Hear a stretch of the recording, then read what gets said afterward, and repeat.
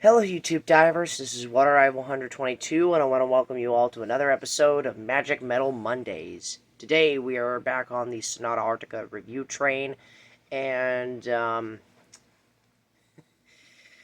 boy, we got a doozer. We got pretty bad album that we're reviewing here today. We are reviewing their 2012 album, Stones Grow Her Name.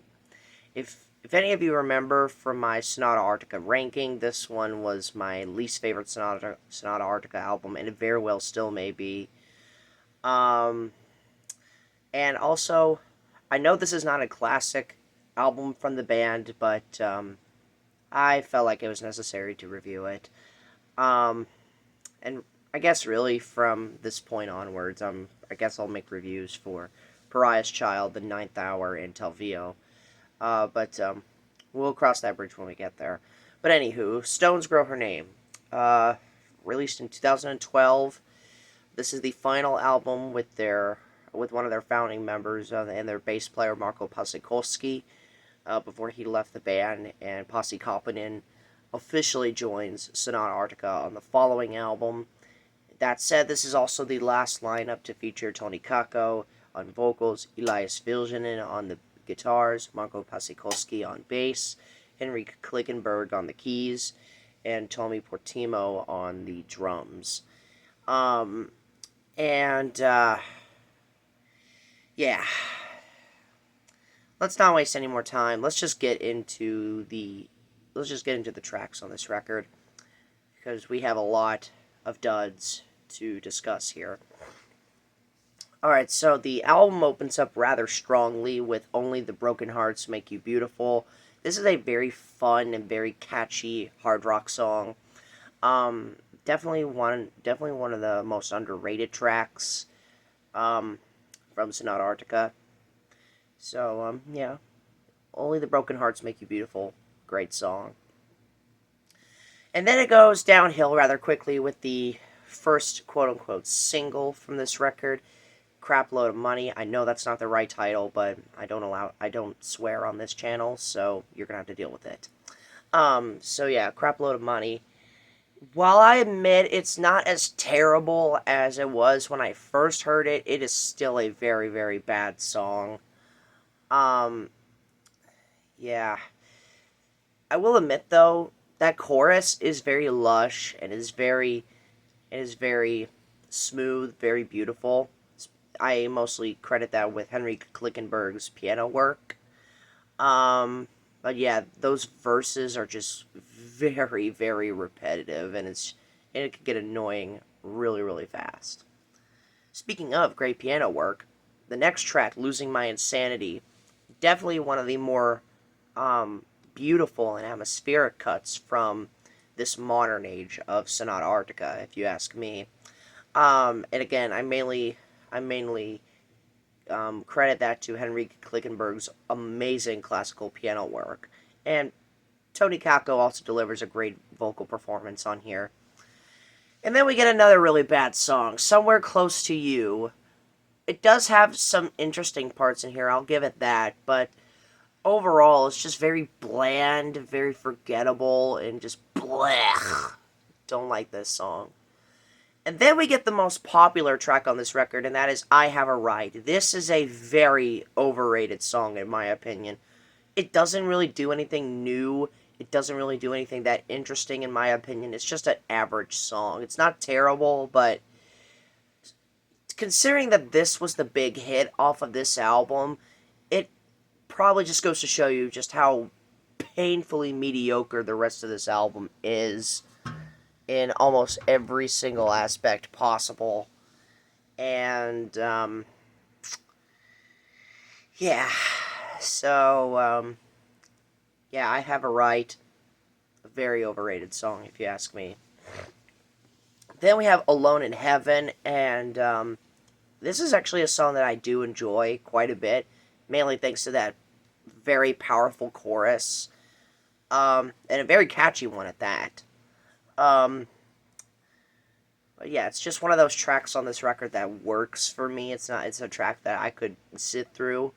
So, yeah, Alone in Heaven. I think it's a pretty good song.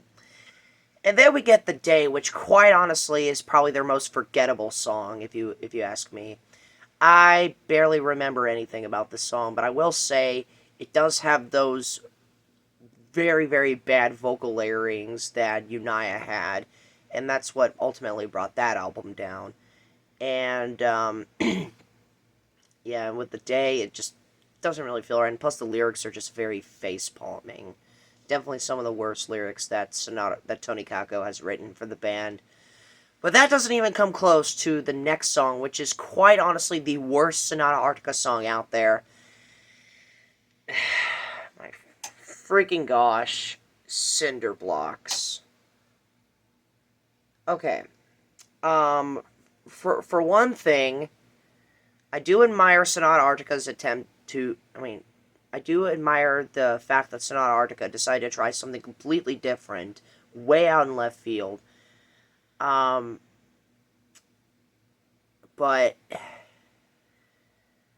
good gosh, man, a song like this doesn't even fit with the Sonata Arctica song. Why? Oh man. Frickin' Cinder Blocks. This is the worst song that Sonata Arctica's ever made. It is not even close. I know this album has a lot of bad songs, but nothing comes even close to frickin' Cinder Blocks. I am not even joking with all of you. Who in the actual heck wants to hear a Sonata Arctica song that is spaghetti western? Who wants to hear a freaking bluegrass song on a Sonata Arctica album? This is crazy. This song is so freaking bad, it is hilarious. It is actually hilarious. Like, oh my gosh. Oh my god, bro. This is crazy. This is absolutely crazy. Why? Yeah. Anyway, Cinder Blocks. Yeah, I hate this song. Why in the world does this song exist? Why in the world does this song exist? You're gonna have a bluegrass, spaghetti western, whatever the heck you want to call it, song on a Sonata Arctica album? Really? Yeah, next we'll be hearing that Pigs Will Fly in the next 5 years. Yeah. So yeah, Cinder Blocks, screw that song. We're moving on. Fortunately, the album does end off strongly with 3 very, very good songs. We have Don't Be Mean, which is a very good ballad, though the title is a little bit juvenile, if you ask me. I still think that this song, for what it is very nice. And then we get the 2 sequel songs of Wildfire from Reckoning Night. Wildfire was one of my favorite tracks from the Reckoning Night album. And these 2 longer songs, because they are longer, I think they're around 7 or 8 minutes. Wildfire Part 2 is my favorite song from this album. It's a very lush, very melodramatic cut. Wildfire Part 2, One with the Mountain. Very good sequel song, if you ask me. And then we have Wildfire Part 3, Wildfire Town, Population 0, which is another very good song. Probably my second favorite track from the record. Both Wildfire sequels very gracefully continue the story. This is something that Sonata Arctica really got good at. Because on the Ninth Hour album, they made White Pearl, Black Oceans Part 2, By the Grace of the Ocean, which is one of my favorite songs from them.